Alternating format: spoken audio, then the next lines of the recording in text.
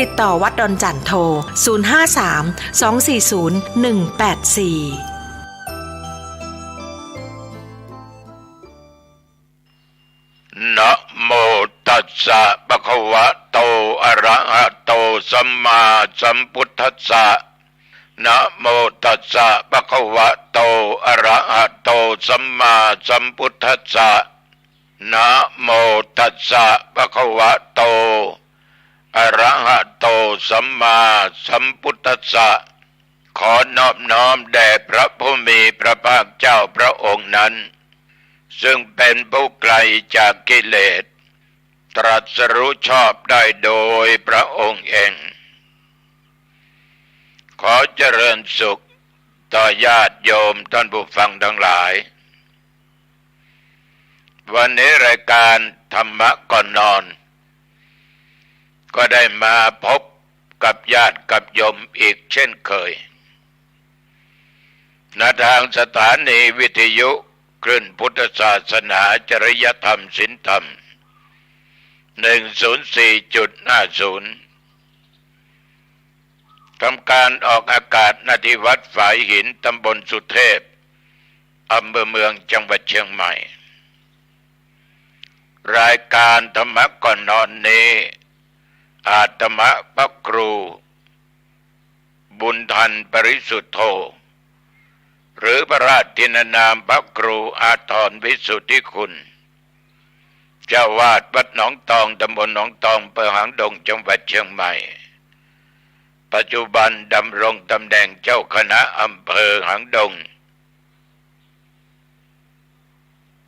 ก็ได้นำเอารายการธรรมะก่อนนอนนี้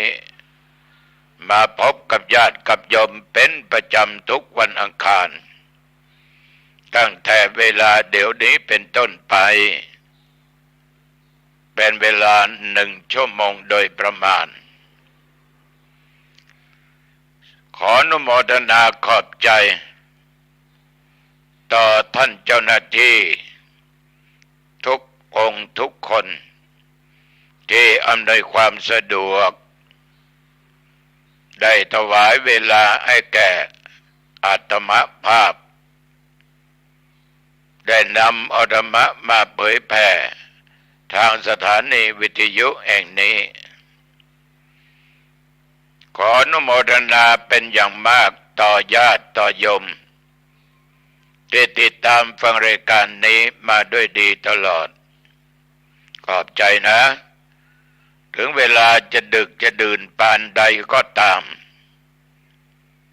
แต่ญาติโยมยังอุตส่าห์ฟังอยู่ขอขอบใจบอกหลายครั้งเลยว่ารายการนี้ไม่ใช่รายการสดนะเป็นรายการที่เรียกว่าตัวเจ้าได้บันทึกเสียงธรรมถ่ายลงแผ่นซีดีแล้วขอเมตตาธรรมจากพระคุณเจ้าพระเจ้าหน้าที่ญาติโยมเจ้าหน้าที่นำเทปแห่งธรรมะเปิดให้กับญาติกับโยมที่อยู่ทางบ้านได้รับฟังกันขอบใจมากๆขอบใจหลายๆที่ให้การสนับสนุนผมก็ได้บุญธรรมาก็ได้บุญญาติโยมก็ได้บุญท่านก็ได้บุญแถมยังได้ปัญญาอีกองค์แท้ก็ได้ทั้งบุญได้ทั้งปัญญาปัญญาคือความรอบรู้ในทุกสิ่งทุกอย่างบุญนั้นสัพพทานังธรรมทานังชินาติการได้ธรรมะเป็นทานย่อมชนะการได้ทุกอย่างท่านก็ได้ช่วยให้การสนับสนุนให้กำลังใจด้วยการฟังก็ได้บุญได้ปัญญาฟังธรรมะจากตุเจ้าวัดหนองตองแล้วก็นำไปเผยแผ่นำไปพูดไปคุยไอ้แก่คนโน้นคนนี้อันเป็นเพื่อนบ้านหรือมิตรสหายที่ทำงานอยู่ที่ร่วมกันทำนี่ถ้ามีโอกาสฟังตุเจ้าวัดหนองตองนะ4 ทุ่มนะ วันอังคารรายการธรรมะก่อนนอน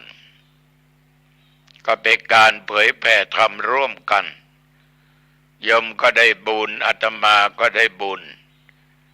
โยมที่ยอมฟังแล้วก็ฟังก็ได้บุญสุดสูสังละปะเตปุญญังการฟังด้วยดีย่อมเกิดบุญสุดสูสังละปะเตปัญญังการฟังด้วยดีปฏิบัติตามย่อมได้ปัญญาพี่น้องสาธุชนญาติโยมท่านทั้งหลายขอบใจอีกครั้งนี่ก็ออกพรรษามาได้หลายวัน4-5 วันผ่านมาแล้วเราทุกคนต่างภาวนาซึ่งกันและกันญาติโยมก็ภาวนาต่อพระคุณเจ้าพระคุณเจ้ามีความประสงค์สิ่งใดที่ไม่ผิดธรรมไม่ผิดวินัยแล้วจงบอกแก่โยมสิ่งไหนที่โยมก็ทำได้โยมก็ทำสิ่งไหนที่มันหนักมันเกินความสามารถของโยมก็ขออนุญาตอาตมาทั้งหลายเป็นตุเจ้าองค์แก่ก็บอกองค์หนุ่มว่าต่อไปนี้ถ้าผมมีความผิดมีความเพี้ยนกับพระธรรมวินัยแล้วขอพระคุณเจ้าถึงจะมีอายุพรรษาอ่อนกว่าก็ว่ากล่าวได้ตักเตือนได้เตือนสติได้พระภิกษุผู้อ่อนพรรษาพันเตสาธุพระคุณเจ้าผู้มีอายุพรรษามากข้าพเจ้าผู้มีอายุพรรษาน้อยข้าพเจ้าผิดพลาดในศีลธรรมด้วยประการใดจริยาวัดใดก็ตามขอพระเดชพระคุณหลวงพ่อได้คำชี้แนะตักเตือนได้แต่ทุกอย่างก็อยู่ในกรอบในเขตของมันญาติโยมอย่าทิ้งวัดอย่าทิ้งธรรมอย่าทิ้งตุเจ้าพระเนรนะเคยทำยังไงก็ทำอย่างนั้นการให้ทานเนี่ยญาติโยมเป็นสิ่งที่ดีมาก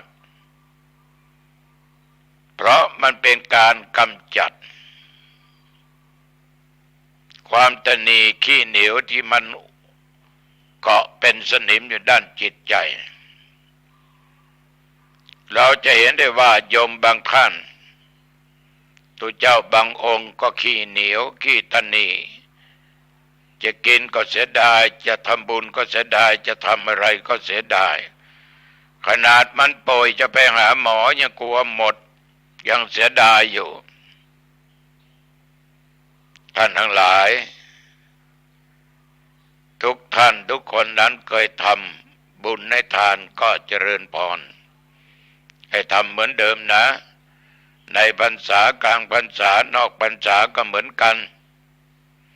ก็มีการทำบุญให้ทานรักษาศีลฟังเทศน์ฟังธรรมเจริญเมตตาภาวนาแล้วการให้ทานนั้นใหญ่ๆใจความก็มี3 อย่างทานบารมีเป็นทานเบื้องต้นคือการให้ทานด้วยวัตถุสิ่งของปัจจัยเงินทองต่างๆเนี่ยหน้านี้เป็นหน้ากฐินเนี่ยโยมก็จะนำผ้าไตรผ้ากฐินบริวารกฐินจะเป็นปัจจัยเครื่องใช้เครื่องสอยต่างๆไปทอดผ้ากฐินวัดน้นวัดนี้ปัจจัยต้องการไปสร้างเสนาสนะซ่อมแซมเสนาสนะในวัดนั้นวัดนี้มันก็เป็นอามิสทาน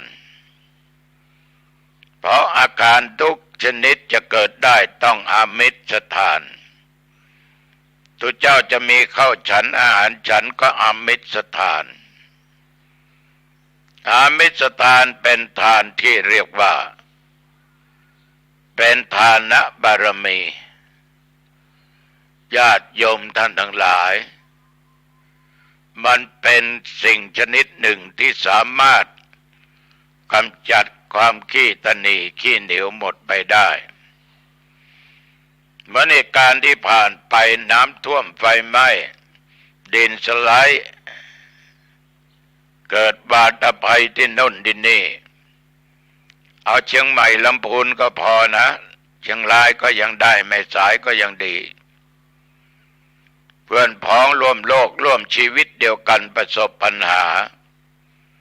จากน้ำท่วมฝนตกหนักบางแห่งมีรอบที่สองรอบที่สามรอบที่สี่แต่คนไทยเราไม่แล้งน้ำใจมูลนิธิต่างๆจากกรุงเทพ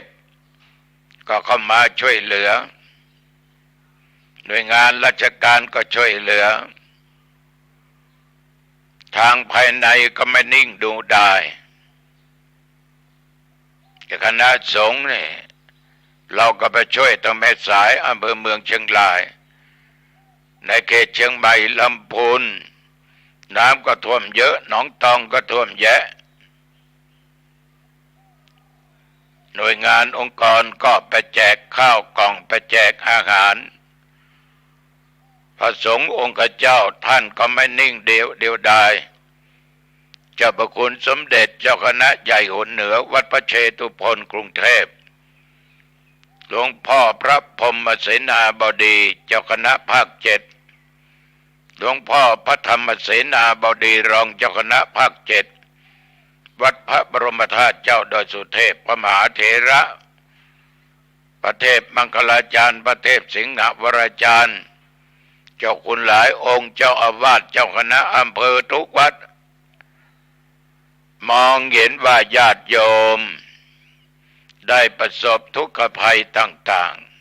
ๆก็จึงนำเข้าปลาอาหารเข้ากล่องอะไรวัตถุสิ่งของ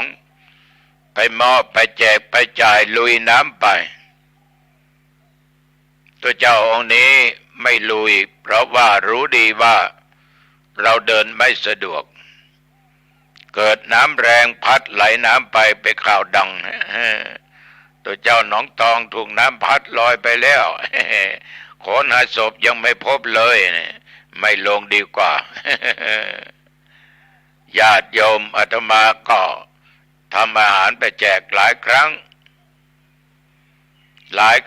ร่วมกับญาติโยมก็หลายครั้งคณะสงฆ์หางดงก็ไปที่จังหวัดเชียงรายเหมือนพระคุณเจ้าทั้งหลายทุกวัดเนี่ยเราไม่ทิ้งกันญาติโยมนอกจากให้กำลังใจกำลังกายช่วยกันยังให้เครื่องอุปโภคบริโภคอาหารการกินน้ำดื่มจิปาถะถึงปัจจุบันนี้ก็ยังแจกของกันอยู่วันนั้นทางวัฒนธรรมเอารองเท้าเอาน้ำยาซักผ้าไปมอบทำไมก็ไปแจกหมดวัดที่ถูกน้ำท่วมมอบให้ญาติโยมหนองตองก็มอบให้ญาติโยมวันที่17ที่ผ่านมาดูแล้วชื่นใจสุขใจมากที่เราได้ช่วยเหลือคนอื่นฉะนั้นอันนี้เป็นทานบารมีทานด้วยวัตถุสิ่งของปัจจัยเงินทองเพื่อกำจัดความขี้ตนีขี้เหนียวความโลภความหลงอันเป็นตัวกิเลสสำคัญให้หมดไปอีกประการหนึ่งทานะอุปปารมีเป็นการทำทานในส่วนกลางคือการให้อภัยซึ่งกันและกันเนี่ยโยมเป็นการให้ทานอันประเสริฐโยมไม่ต้องลงทุนอะไรไม่ต้องเสียข้าวเสียของเสียเงินเสียทองเสียปัจจัยเสียอะไรจิปาถะใครด่าเราก็ให้อภัยใครทำร้ายเราก็ให้อภัยคนนั้นเขาไม่ชอบเราไม่รักเราเราก็จงรักเขาชอบเขาไม่ถือสาหาโทษไม่โกรธไม่อาฆาตไม่พยาบาทไม่คิดทำร้ายตอบแทนญาติโยมมองว่าทุกสิ่งทุกอย่างเกิดมาแล้วก็ดับไป ฉะนั้นการให้อภัยเพราะความเมตตาเมตตาแปลว่าความรักความปรารถนาดีกรุณาความสงสารคิดจะช่วยเหลือจุนเจือเพื่อนมนุษย์ด้วยกันที่ตกทุกข์ได้ยากญาติโยมก็ให้อภัยมันเป็นทานอยู่ทั่วท่ามกลางแล้วอีกประการหนึ่งปรมัตถบารมีคือการให้ทานชนิดนี้ญาติโยมเป็นการให้ทานทั้งภายในเป็นทานที่สูงสุดในทางพระพุทธศาสนาคือจิตเราละทิ้งซึ่งขันธ์ห้ากายก็คือกายเวทนาทุกสิ่งทุกอย่างนั้นรูปเวทนาสัญญาสังขารวิญญาณเราสามารถให้ทานได้ในที่สุดในทางพระพุทธศาสนาจิตเราจะสามารถเสียสละขันธ์ห้าร่างกายเราเองไม่สนใจก็พูดง่ายๆให้ทานทางร่างกายที่ยังมีชีวิตอยู่เหมือนโยมบางท่านบางคนอุทิศร่างแก่โรงพยาบาลเพื่อเป็นอาจารย์สอนคณะแพทย์พยาบาลบางคนนี้เสียสละส่วนนั้นส่วนนี้ให้แก่พ่อแก่แม่ให้แก่สามีภรรยาเพื่อนพ้องที่ดีญาติโยมการให้ทานร่างกายที่ยังมีชีวิตอยู่ให้กลับคืนให้เป็นของธรรมชาติ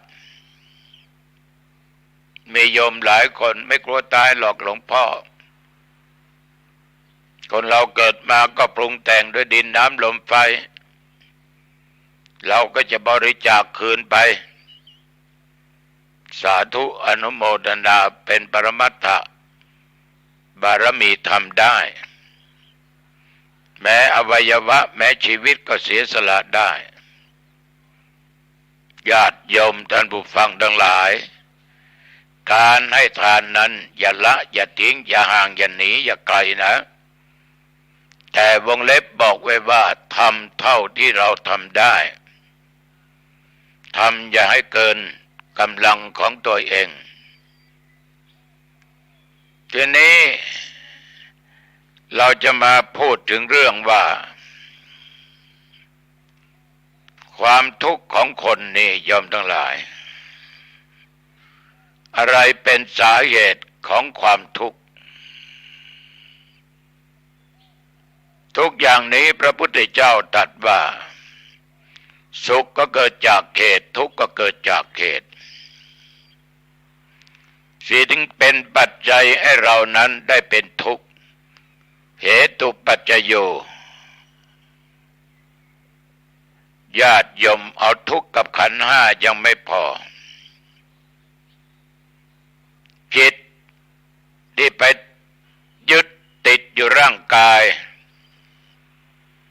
ไปโมเมเอาว่าร่างกายนี้เป็นส่วนเดียวกันกับจิตเป็นของกูเมื่อเรายึดมั่นมาใดมีอุปทานมาใดว่าแขนกูขากูมือกูตากูจมูกกูลิ้นกูหูกูทุกอย่างเป็นของกูหมดมึงทำให้กูเจ็บมึงต้องเจ็บมึงทำกูตายมึงต้องตายญาติโยมท่านผู้ฟังแท้ที่จริงกายมันไม่เป็นทุกข์นะสิ่งที่ทำให้เกิดทุกข์นั่นก็คือจิตใจเพราะใจมันจะไปยึดมั่นเหมือนว่าเมื่อกี้นี้นี่แขนกูนี่ขากูนี่ไหล่กูศอกกูเข่ากูนี่ตัวของกูถูกทำร้ายมึงทำร้ายกูทำไม มึงทำให้กูเจ็บมึงต้องเจ็บมากกว่ากูเนี่ยความทุกข์มันเกิดอย่างนั้นจริงๆสาเหตุทุกข์อย่างหนึ่งก็คือตัวตัณหาตัณหาคือความทะยานอยากตัณหาคือความอยากจะดับทุกข์ต้องดับที่ตัณหาดับตัณหาต้องดับที่กามตัณหาความอยากในกามในรูปในเสียงในกลิ่นในรสในการสัมผัสและธรรมารมณ์ต่างๆที่ชอบไม่ชอบวิภาวะตัณหาอยากเป็นโน่นเป็นนี่อยากได้นั้นได้นี้อยากได้ของนั้นของนี้ญาติโยมภาวะตัณหาไม่อยากเป็นอะไรสักอย่างขอโทษกามตัณหาภาวะตัณหาและวิภาวะตัณหาวิภาวะตัณหาไม่อยากได้ไม่อยากมีไม่อยากอะไรถ้าเป็นภาวะตัณหาอยากเกิดเป็นนั่นอยากเกิดเป็นนี่อยากได้นั่นได้นี้อยากมีลาภอยากมีสุขญาติโยมอยากมียศอยากให้คนอื่นสรรเสริญวิภวตัณหาไม่อยากเสื่อมลาภไม่อยากเสื่อมยศไม่อยากทุกข์ไม่อยากให้คนอื่นติฉินนินทาตัวเองอยากก็เป็นตัณหาไม่อยากก็เป็นตัณหาเดี๋ยวโยมก็จะแย้งว่าถ้าอย่างนั้นต้องไปทำมากินอะไรต้องทำมันต้องทำแต่เรามีธรรมะคือสันโดษยินดีในของที่ได้ของที่มีของที่เกิดกับตัวเองเหมือนโยมมีความอยากได้ผัวอยากได้เมียได้มาแล้วผู้หญิงคนนี้เป็นภรรยาผู้ชายคนนี้มาเป็นสามีถ้าเราไม่มีธรรมะเราไม่สันโดษอยากจะได้คนอื่นอีกมันแนบข้างมาชิดมาอยู่ใกล้ตัวมันก็เป็นทุกข์ทุกข์ก็เกิดขึ้นถ้าว่ามีความพอใจสันโดษยินดีของที่ได้ของที่มีของที่เกิดขึ้นมันก็เป็นสุขฉะนั้นจะดับทุกข์ดับที่ตัวตัณหาญาติโยมท่านผู้ฟังทั้งหลายพอจิตเหล่านี้ไปยึดที่กายก็นึกว่ามันเป็นของกูมันเป็นตัวกูนั่นมันเป็นของมึงมันเป็นตัวมึงถ้ามันมึงกูอย่างนี้ความทุกข์ก็มีมากความทุกข์ก็เกิดขึ้นองค์สมเด็จพระสัมมาสัมพุทธเจ้าท่านได้ตรัสสอนไว้ในพระไตรปิฎกว่าโลกทั้งโลกเนี่ยนะโยมนะเต็มไปด้วยความทุกข์แต่ทุกข์จริงๆนั้นก็มาจากจิตของเราดังที่ว่าเมื่อกี้นี้คือจิตเราไปยึดมั่นกับของที่มันเป็นทุกข์คือร่างกายสมบัติของทุกชนิดในโลกทุกในโลกที่เป็นประจำตลอดเวลาก็คือนิพพัทธทุกข์ทุกข์ที่หลีกที่หนีไปไม่พ้นที่ว่านิพพัทธทุกข์นั้นคือทุกข์เนื่องกับที่มันเกิดเป็นประจำเนืองนิดนี่ใกล้ฤดูหนาวมาถ้าหนาวจัดเป็นทุกข์ต้องดิ้นรนเสาะหาเสื้อมาใส่ให้หนาเสื้ออุ่นถ้ามันหนาวก็ต้องหาผ้าห่มมานอนมาห่มหนาวก็เป็นทุกข์บางคนจะอาบน้ำอุ้ยหนาวกูไม่อาบร้อนมันก็เป็นทุกข์อากาศทำไมมันร้อนอบอ้าวอย่างนี้ก็เป็นทุกข์ต้องดิ้นรนไปเสาะหาที่อยู่มันมีอากาศพอดีลมอากาศพัดไปมาได้สะดวก เปิดพัดลมเปิดแอร์กำจัดความร้อนหนาวก็เป็นทุกข์ร้อนก็เป็นทุกข์ทำการมากเหนื่อยมากมันก็เป็นทุกข์ญาติโยมบางคนนี่บ่นทุกวันเหนื่อยจังปวดแข้งปวดขาปวดแขนทำหน้าบูดหน้าบึ้งทำอารมณ์ที่เรียกว่าให้เกิดทุกข์มือก็หิวน้ำเดี๋ยวก็จะบ่นว่าปวดแขนว่าหิวน้ำเหนื่อยนี่มันเป็นนิพพตทุกข์อยากกินโน่นอยากกินนี่หิวข้าวหิวน้ำญาติโยมเอาได้กินสมปรารถนาได้ดื่มสมปรารถนาโอ้ยอยากจะถ่ายอีกแล้วเมื่อกี้ทานหนักไปหน่อยดื่มน้ำมากเกินไปอยากจะปัสสาวะอยากจะถ่ายเบาเอาห้องน้ำไม่ที่ไหน อย่างเราไปที่โน่นที่นี่เห็นปั๊มน้ำมันนี่จอดรถจอดปุ๊บเข้าห้องน้ำปั๊บกำลังจะเดินเข้าห้องน้ำก็มีใครก็ไม่รู้ไปอยู่ในห้องน้ำก่อน โอ้ยเป็นทุกข์อยากจะถ่ายออกแล้วอยากจะเอาออกแล้วมีครั้งหนึ่งนะเคยเล่าโยมฟังเหมือนกันนะจะมากับคุณชาญศิโรรสอาจารย์อีกคนหนึ่งเป็นผู้หญิงเดินทางมาจากกรุงเทพสมัยนั้นจะมากับคุณชาญศิโรรสนี้ใกล้ชิดกันมากจะไปจังหวัดไหนจะไปอบรมศีลธรรมแก่นักเรียนแก่คนบ้านคุณชาญก็จะนิมนต์ไปมีอาจารย์ลำจวนอินทรคำแหงอีกคนหนึ่งวันนั้นก็จะไปที่บ้านอดีตสสจังหวัดน่าน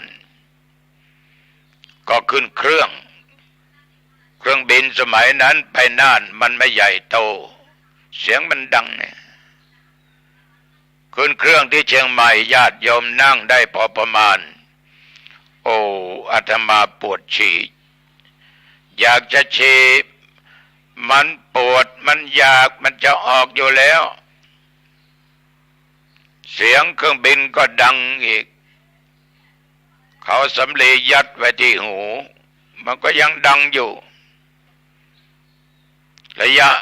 เครื่องบินบินไปก็หลายสิบนาทีไปลงสนามที่จังหวัดน่านจะมาก็รีบเดินนำหน้าคุณโยม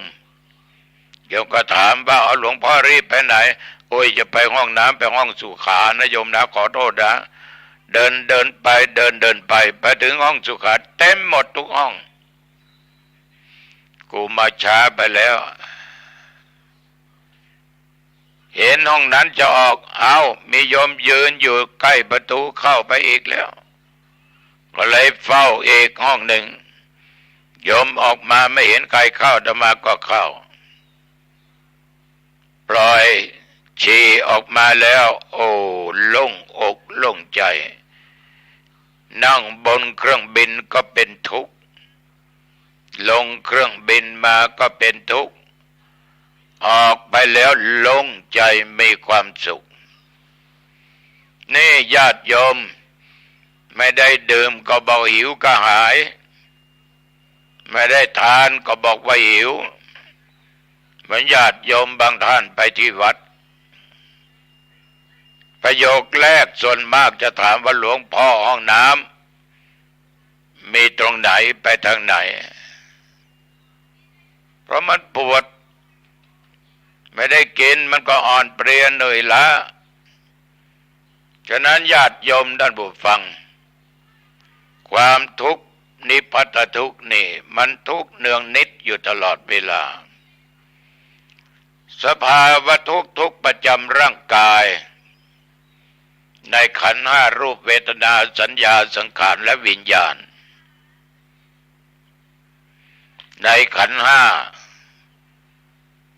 เกิดแก่เจ็บตายเกิดมาก็เป็นทุกข์ผลของแม่มามันช่วยตัวเองไม่ได้นี่อะไรก็แม่พ่อทั้งนั้นมันก็เป็นทุกข์ญาติโยมต้องถูกด่าถูกดุ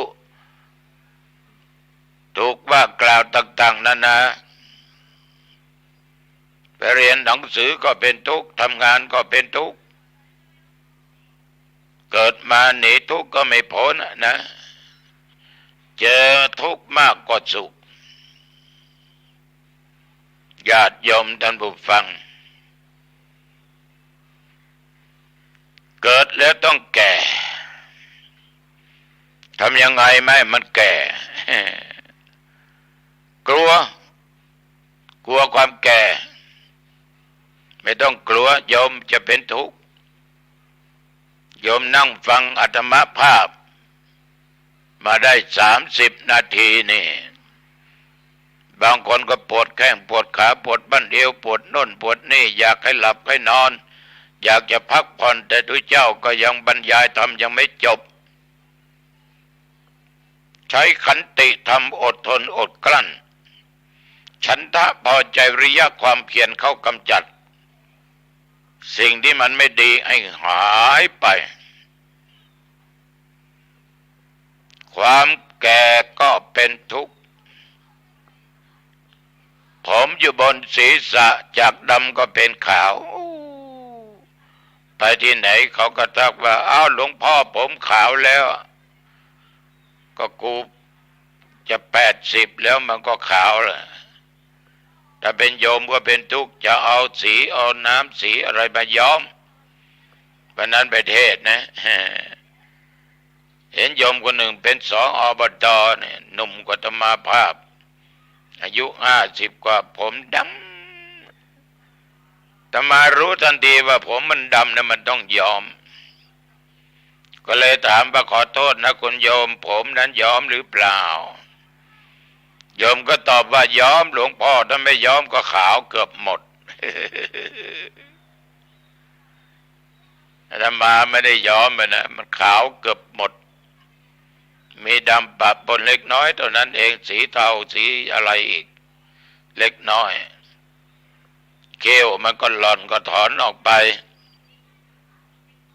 อาตมาภาพก็5 ซี่ 6 ซี่แล้วนะซี่เหล่านั้นก็บิ้งบ้างอะไรบ้างหักบ้างโอ้ยมันไม่ผสมประกอบหรอกเพราะเรามันชอบอาหารรสหวานชอบของหวานเขี้ยวเลยหลุดไปมันเป็นทุกข์เจ็บเขี้ยวได้เป็นทุกข์มากๆญาติโยมท่านผู้ฟังมันหนีไม่พ้นความเจ็บคราวที่แล้วนอนโรงพยาบาลตั้งหลายเดือนที่พูดให้โยมฟังมันทรมานทรกรรมมันเป็นกรรมเป็นเวรของเราที่สร้างไว้กรรมเลยมาตอบสนองแต่ปัจจุบันดูเจ้าหนองทองก็เดินได้ไปไหนมาได้เกินที่สูงลงที่ต่ำได้นั่งบนธรรมะเทศนาธรรมได้ไปนั่งสวดนักเทศได้สบายแต่ไม่ประมาทต้องมีไม้เท้าและมีผู้ติดตามใกล้ชิดการมันหกล้มนะถ้ามันหกล้มมันจะเจ็บมันจะปวดนั่นความเจ็บก็เป็นทุกข์แก่ก็เป็นทุกข์ตายก็เป็นทุกข์ญาติโยมจะเป็นคนดังชนิดไหนก็ตามประเภทใดก็ตามพวกไหนก็ตามจะร่ำจะรวยจะมั่งมีเป็นเศรษฐีมหาเศรษฐีอภิมหาเศรษฐีจะทุกข์ยากอับจนหาเช้ากินค่ำเป็นคนดีคนร้ายตายได้หมดไม่ว่าผู้หญิงไม่ว่าผู้ชายไม่ว่าพระไม่ว่าเครื่องอัดชาวบ้านพระเจ้าบางองค์20 กว่าปี30 กว่าปี50 กว่าปีตายบางองค์70 กว่า88 90 กว่า100 กว่าตายความตายไม่เว้นไว้แม้แต่พระราชามหากษัตริย์ก็ต้องตายเหมือนกันฉะนั้นญาติโยมทุกคนบอกว่าไม่กลัวตาย อาจจะปรงใจได้นะไม่กลัวตายเนี่ยโยมว่าไงสำหรับอาตมาภาพก็คิดว่าพอที่จะปรงได้นะเพราะเราเห็นอยู่ทุกวันในประเทศไปสวดจะเห็นอยู่ทุกวันเกี่ยวกับงานขาวดำงานศพงานคนตายเนี่ยประเทศมันก็ปรงอนิจจังทุกขังอนัตตาสังขารทั้งหลายไม่เที่ยงเกิดเบื้องต้นแปรปรวนทำการแตกสลายตายในที่สุดเป็นทุกขังมันไม่มีสุขเพียงพออนัตตามันไม่ใช่ตัวไม่ใช่ตนเมื่อมันเป็นอย่างนี้มันต้องแก่มันต้องเจ็บมันต้องตายใครจะตายด้วยวิธีไหนก็สุดแล้วแต่กรรมเวรของแต่ละบุคคลฉะนั้นในแก่เจ็บตายมันก็ทำให้เราเป็นทุกข์ได้ญาติโยมเราเรียกว่าสภาวะทุกข์ประจำร่างกายประจำขันธ์ห้าปกิณกะทุกข์ที่เข้ามาชั่วครั้งชั่วคราวเหมือนญาติโยมเมื่อวานนี้อาจจะเศร้าโศกเสียใจอาจจะร้องไห้ก็ได้แต่เดี๋ยวนี้หัวเราะได้ไม่ว่าตุเจ้าไม่ว่าคนบ้านนะอารมณ์มีการเปลี่ยนแปลง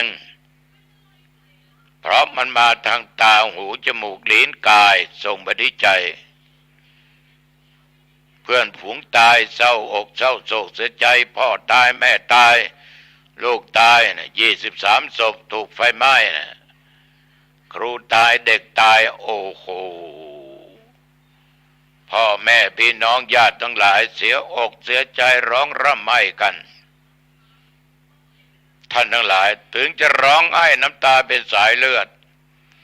คนที่ตายก็ไม่สามารถจะฟื้นขึ้นมาได้ฉะนั้นท่านทั้งหลายความเศร้าโศกเสียอกเสียใจผู้ชายผิดหวังในความรักไม่ยิงผิดหวังในความรักกินยาแขวนคอตายดีกว่ากูอยู่กับมันก็ไม่รักกูตายนึกว่าดีนึกว่าผลหรือยังโยมโอ้โหอย่าคิดเลยชีวิตคือการต่อสู้ศัตรูก็อย่าชูกำลังอุปสรรคคือครูอาจารย์ความเกียจค้านคือหนทางความหมายนะทุกอย่างมันเกิดขึ้นได้ฉะนั้นอย่าหนีและอย่าทำอัตตวิบากกรรมให้แก่ตัวเองอันเกิดจากความผิดหวังความเศร้าโศกเสียใจอย่าได้น้อ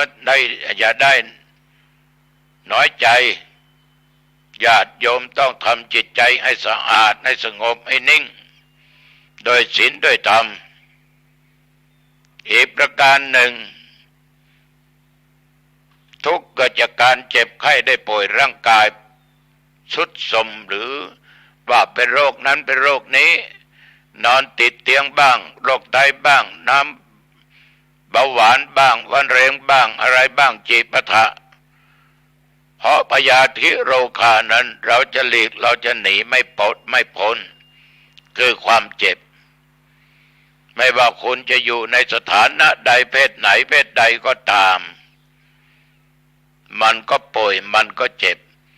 แต่ว่าแล้วแต่กรรมแล้วแต่เวรก็จะเจ็บมากเจ็บน้อยเท่านั้นเองญาติโยมวันนี้มานั่งบันทึกเสียงธรรมะเนี่ยฉันเช้าแล้วก็มานั่งบันทึกเสียงธรรมะเมื่อวันที่18 เดือนตุลาคมพุทธศักราช2567นั่งอยู่บนเตียงเข่าก็ปวดเอวก็ปวดขาก็ปวดกูต้องอดญาติโยมจะไปเดินเทศมันก็ไม่ดีนั่งอยู่บนเตียงปวดไหมปวดโยมนั่งฟังปวดไหมปวดหนาวไหมหนาวญาติโยมความทุกข์มันเกิดขึ้นการเจ็บไข้ได้ป่วยมันเกิดขึ้นแต่ว่าอย่าร่างกายทรุดโทรมนะโยมนะต้องรักษาสุขภาพกายสุขภาพใจไว้ดีกายต้องเข้มแข็งต้องพยายามออกกำลังกายท านอะไรกินอะไรกินสิ่งที่เป็นประโยชน์ต่อชีวิตต่อร่างกายอันไหนเป็นพิษเป็นภัยต่อชีวิตต่อร่างกายสต็อปหยุดเหล้ามันไม่ดีเมลัยไม่ดีฝิ่นกระชายโรอินไม่ดีอาหารอะไรเป็นอาหารแสลงมันไม่ดีเว้นญาติโยมสุขภาพกายต้องแข็งแรงถ้ากายสุดใจก็จะอ่อนแอใจเข้มแข็งแต่กายไปไม่ได้ก็ไม่มีสุขไปไหนก็ไม่ได้ทานอะไรก็ไม่ได้ญาติโยมกายก็แข็งแรงใจก็เข้มแข็งใจเข้มแข็งต้องใจต้องมีศีลต้องมีธรรมต้องฝึกจิตฝึกใจให้ตั้งมั่นเป็นสมาธิจิตสะอาดกายสะอาดจิตสงบทุกอย่างก็นิ่งยมนัตถิสันติประมังสุขังความสุขอื่นนอกจากความสงบไม่มีฉะนั้นจิตใจเป็นสิ่งที่สำคัญนะโยมนะสำคัญอย่างยิ่งฉะนั้นต้องระวังต้องฝึกจิตฝึกใจให้เข้มแข็งร่างกายอย่าปล่อยมันทรุดโทรมนี่คือพยาธิทุกข์ใครไม่อยากเจ็บหรอกแต่ใครก็หนีไม่พ้น ไม่ว่าจะเก่งกาจขนาดไหนจะเป็นเกจิอาจารย์หมอหมอดูทั้งหลายนี่หมอยาทั้งหลายนายแพทย์ทั้งหลายยังตายยังเจ็บบูชาเทียนให้คนอื่นผลเคราะห์แต่ตัวเองเจอเคราะห์มันไม่ได้เขานิมนต์อาตมาภาพไปสวดสะเดาะนพประเคราะห์อาตมาไม่เอามีครั้งหนึ่งในชีวิตวันที่2 เดือนเมษายนรับประเทศที่แม่เต่าไห่ประเทศในคืนนั้นมันมีรางบอกเลยว่าบัติเหตุต้องเกิดแน่เวลานั้นอาตมานั่งขัดสมาธิบนธรรมาสน์ไม่ได้ต้องหย่อนแข้งหย่อนขาน้องเนี่ยญาติโยมไปเจอกับแก้วที่เขาปิดธรรมาสน์ปักเลือดไหล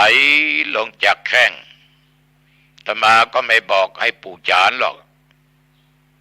เทศไปเทศมามันก็แห้งแต่จบดูโอ้เลือดเป็นหยดแต่มันแห้งแล้ววันที่3ก็ไปสวดนพเคราะห์วันนั้นพระเดชพระคุณหลวงพ่อพระธรรมเสนาบดีนี่แหละท่านสะเดาะนพเคราะห์ที่วัดโลกโมลีจะมาองค์หนึ่งรับนิมนต์ไปนั่งสวดไปปัดเคราะห์ปัดน้ำเสร็จเรียบร้อยฉันเป็นก็ไปบวชเน้นปิดภาคฤดูร้อนที่วัดอรัญญวาสบ้านปงตำบลบ้านปงบางหางดงเสร็จเรียบร้อยคืนนั้นอาตมาภาพรับนิมนต์ไปเทศที่วัดบ้านหัวฝายท้องฝายทุ่งเซลเปอร์สันปะตอง3 ทุ่มกว่าฝนตกหน่อยคนขับก็ไม่ประมาทค่อยๆวิ่งมาถึงโค้งสุพรรณนั่นแหละโยมไปงานปอยหลวงวัดหนองไคร้ขับรถมาคนขับก็เมารถก็เลยเมาเหวไปไหวมาชนคุ้มอาตมาภาพขาหักคนขับปลอดภัยในหน้ารถแกะรถมีเหรียญอาตมาภาพเจ้าพระคุณสมเด็จพญานาคสังวรจุดเทียนชัยนั่งแผ่เมตตาเหรียญที่สร้างขึ้นนั้นปี32หลวงพ่อเมตตาด้านหน้าเป็นพุทธรูปด้านหลังเป็นรูปธรรมาภาพเหรียญครูบาเจ้าศรีวิชัยหลวงปู่แหวนโอ้ยช่วยเราไม่ได้สักเหรียญกรรมมันมาถึงมันจะมาเจ็บสะเดาะนพประเคราะห์ให้หลวงพ่อแต่ร้อยเองก็บาขาหักบอกรางร้ายไว้แล้วอาต ตั้งนั้นมาก็นิมนต์สวดสะเดาะนพเคราะห์บอกว่าไม่เอา ไม่เอาญาติโยมแต่ว่าทุกอย่างนั้นมันก็หนีไม่พ้นเรื่องความเจ็บโยมทั้งหลายมันเป็นทุกข์มันทรมานนะแต่ว่าเราจะหนีไม่พ้นสตัปปทุกข์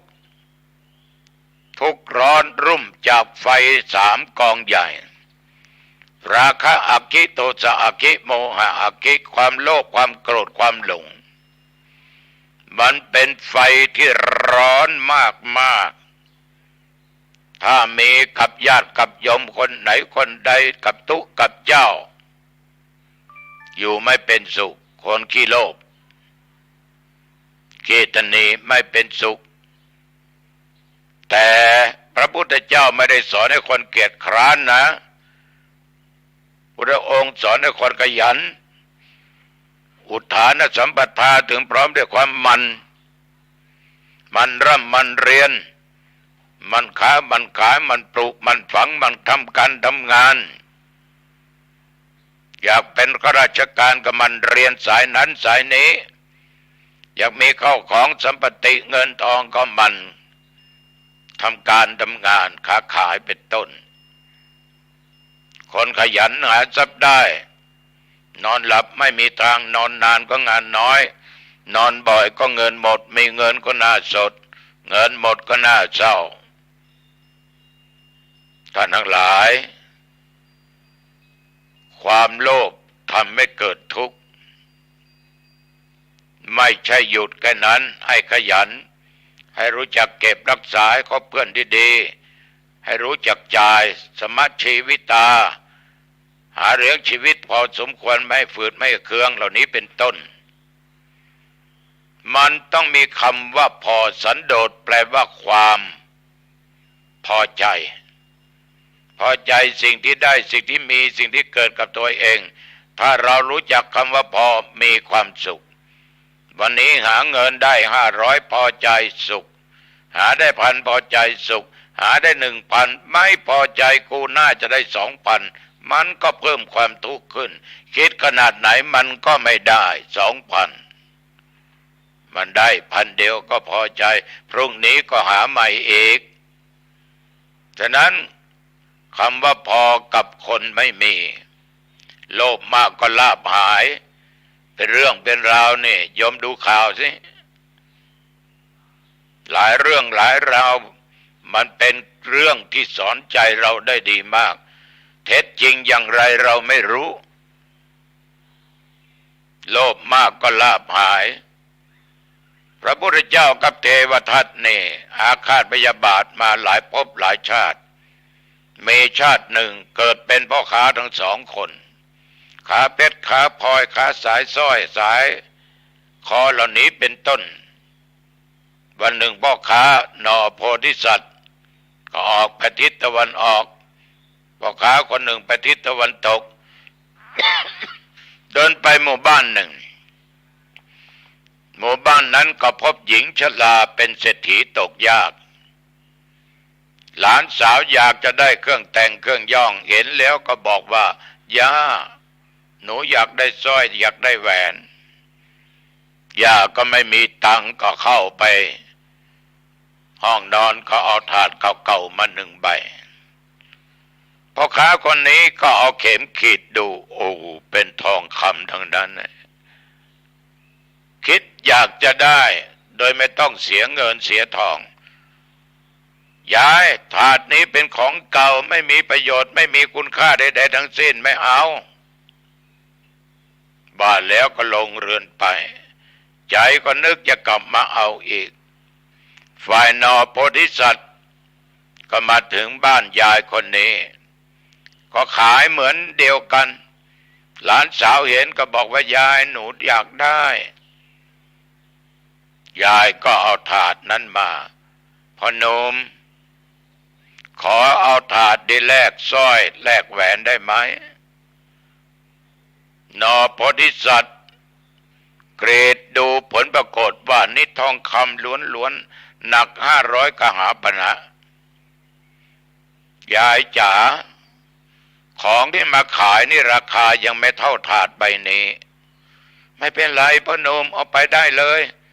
ขอแหวนขอสร้อยให้หลานก็พอใจแล้วไม่ได้นะยายนะถ้ายายจะเอาผมจะมอบสิ่งนี้ให้หมดแถมเงินในอีก500กหาปณะเสร็จเรียบร้อยก็เดินทางไปเดินทางไปถึงฝั่งก็ลงเรือฝ่ายเรือข้ามสำหรับชายคนเก่าที่มาครั้งก่อนกลับมานึกในใจอยากจะได้ถาดทองคำฟรีๆกับยายคนนี้ยายถาดไปไหนเอาพอยาสร้อยให้เอาแหวนให้ก็แล้วกันพ่อหนุ่มมีชายคนหนึ่งเอาไปแล้วรู้ทันทีว่าเป็นพ่อค้าเพื่อนเดียวกันวิ่งตามไปเพื่อไปก็เห็นเรือจะถึงฝั่งทางโน้นแล้วกลับมาไม่กลับเกิดโทสะความโกรธขึ้นอย่างรุนแรงอาฆาตพยาบาทเกิดมาชาติไหนชาติใดขอได้เกิดมาได้ทำร้ายอาฆาตพยาบาทไว้อย่างนี้ตลอดทุกภพทุกชาติอกแตกตายอีกชาตินอพุทธังกูลได้เป็นพุทธเจ้าชายคนนั้นเป็นเทวทัตก็ทำร้ายพุทธเจ้าเก่งหินบ้างปล่อยช้างบ้างคบกับพระเจ้าอาชาติศัตรูยุยงยุแย่สงแตกแยกกันบาปกรรมสร้างไว้หนักเป็นอนันตริยกรรมแผ่นดินก็อดไม่ได้ก็แยกไฟนรกก็พุ่งมาสู่เทวทัตแน่ญาติโยมโลภมากก็ลาภหายนะเอาแค่นี้ก่อนนะ ดูแล้วฟังแล้วเปรียบเทียบดูนะโลภมากลาภหายนะโยมอย่าทำนะเอาละในที่สุดนี้เป็นเวลาพอสมควรขอญาติโยมทุกคนตั้งใจไหว้พระ5 หนไหว้พระพุทธไหว้พระธรรมไหว้พระสงฆ์ไหว้พระบิดามารดาไหว้พระอาจารย์ครูอาบาอาจารย์อุปชัยยะ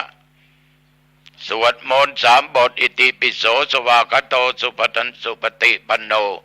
นั่งสมาธิไม่ต้องกำหนดเวลาได้กี่วินาทีกี่นาทีช่างมันแผ่เมตตาแก่สรรพสัตว์เจ้ากรรมนายเวรเทวบุตรเทวดาเทพาอารักษ์ผีหอผีเงินผีปู่ผีย่าเสื้อวัดเสื้อวาเจ้าที่เจ้าดินรุกขเทวดาแผ่เมตตาให้พ่อให้แม่ผู้มีพระคุณปู่ย่าตายายครูบาอาจารย์เพื่อนพ้องมิตรสหายทั้งหลายแผ่เมตตาแก่ตัวเองข้าพเจ้าเกิดมาชาติไหนพบใดความอดความอยากความทุกข์ความยากลำบากจะได้เกิดมีแก่ข้าพเจ้าเกิดมาขอพบแก้วแหวนเงินทองทรัพย์สินต่างๆปัจจัยเครื่องใช้ต่างๆอาหารการกินที่อยู่ที่อาศัยเกิดมาชาติใดพบใดขอได้พบชาติพระศิริยะเมตไตรเรียบร้อยโยมก็นอนหลับสบายตื่นเช้ามาก็สดชื่นเอาละวันนี้เวลาพอดีอายุวันโนสุขังพลังพบกันใหม่อังคารหน้าเจริญพร